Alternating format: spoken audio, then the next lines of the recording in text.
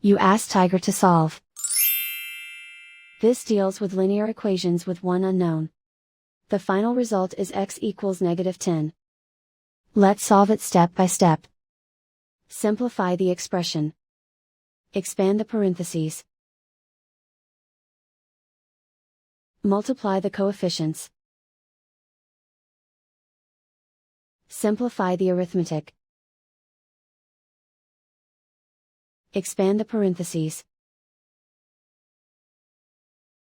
Simplify the arithmetic. Group all constants on the right side of the equation. Add 78 to both sides. Simplify the arithmetic.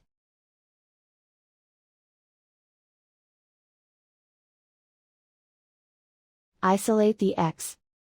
Divide both sides by -39. Cancel out the negatives. Simplify the fraction. Move the negative sign from the denominator to the numerator.